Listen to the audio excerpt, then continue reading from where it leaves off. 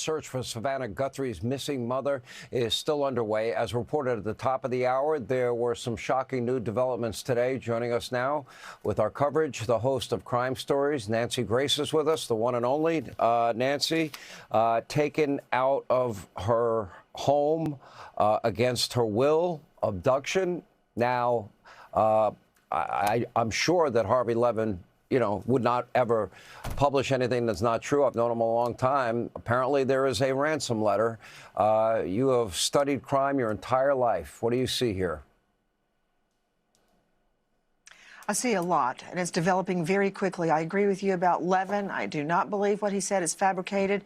Also, the alleged ransom note went not only to TMZ, it also went to KOLD, a local outlet. Apparently, it's the same exact ransom note. Now, that's interesting. That's what we're being told. It's coming out in drops and dribbles. What I'm telling you is what we're learning from sources, okay? It's all got to be corroborated. But if it's the same exact letter, that means it's not a lot of people writing ransom notes here and there. It's a coordinated effort. Does that mean it's real? Don't know yet. But about the ransom note, Sean, it allegedly had information in it regarding what Mrs. Guthrie was wearing at the time she was kidnapped, abducted. That has not been released. I've been thinking about what was she wearing. She had gotten home from her church event on Saturday night. She was brought home. She got home 9:30, 9:45 p.m. By 11 a.m. the next day, she's such a faithful churchgoer. When they looked around and went, hey, Nancy's not here, they immediately called her family. The family was over there shortly after 11. Mom, gone. Was she wearing her PJs? Had she had time to change? I'm curious. Why do I care? I care because if she's still wearing the clothes that she came home in, that means the perp was watching her, waiting on her to get home. This is not random. Even a non-legal eagle could figure that out. It's not like he's coming by to get the VCR and, oh, there's a lady. I think I will take her. So you've got the ransom note. Allegedly wanting millions of dollars in Bitcoin. And I believe that Bitcoin account has been authenticated. It's a real account. That doesn't mean that the ransom note is real. Nancy, let me ask you this. That's what we know about the ransom note. 2 notes. Yes. Okay, I want to get to the blood. We'll get to the blood. I can't imagine an 84-year-old woman had enemies. I just can't imagine that under any circumstances. Church-going woman, from what I read and what I understand, which then leads to the obvious conclusion one would go to, which is they targeted somebody because, in this case, her daughter was in the public eye and famous, and probably assumed that she may have some money. That should be chilling to everybody in the country.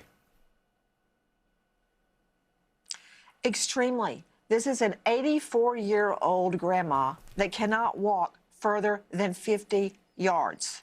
She has mobility issues. That's the best. That's on her best day. She can walk 50 yards. Now, this got me very upset. You know, my 94-year-old mother lives with me. And the thought of somebody taking her in the middle of the night, there is blood. At first, we couldn't confirm what type of DNA it was, just that it is Nancy Guthrie's DNA. And I've looked at the blood. It's from the door going out to the driveway. And it looks to be, to me, free-falling, low-velocity droplets. Free-falling, as in dropping from a nosebleed, low velocity, not from a weapon hitting her or a gunshot wound, which would be high velocity or mist or spatter. Low velocity, free-falling droplets, like from a bloody nose. Now, we know she has a pacemaker. Is she on blood thinner, which would make her bleed more if she was even slapped? So I'm trying not to read anything worse into that than it already is, such as a gunshot wound or a stab. I'm hoping that my analysis of a free-falling, low-velocity droplet is correct.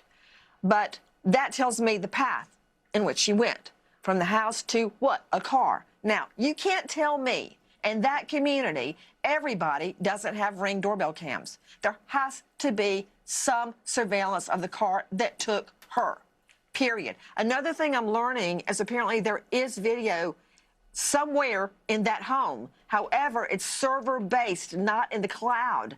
And we've heard reports that it tapes over every 8 hours. Can't confirm that yet. If that's true, it's going to be HELL trying to recreate it. And that's being worked on right now. So you've got a ransom note, an alleged ransom note, 2 of them, and you've got blood droplets and trying to get the video. Also, Sean, the foot search had been called off, but now, as you and I go to air right now, apparently there are helicopters coming back in the area, and they are retracing their steps, and I think that's a good sign.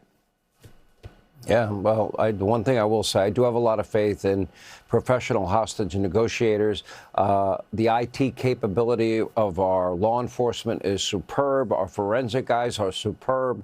Not a lot to go on. One last thing. Apparently, she had a ringtone camera, and they ripped that out, knowing that that would be the first thing they looked at. That tells me it's premeditated. Last thought. Pre-planning, and I would start looking not in her inner circle, such as her family, but beyond. Who's cutting the grass? Who worked in the yard? Who worked on the road last week? Who trims the trees? Who's the grocery store clerk? And out and out and out, somebody that goes, hey, that's Savannah Guthrie's mom. Yeah. Let's take her. I know Savannah. She's a wonderful, wonderful and loving person, and I am praying for her and her family and her mother tonight, and I hope you join me, Sean. I totally join you. Amen to that. And I pray for a speedy recovery. Nancy, we appreciate you being with us. You're great at what you do. Thank you. All right. Hey, Sean Hannity here. Hey, click here to subscribe to Fox News YouTube page and catch our hottest interviews and most compelling analysis. You will not get it anywhere else.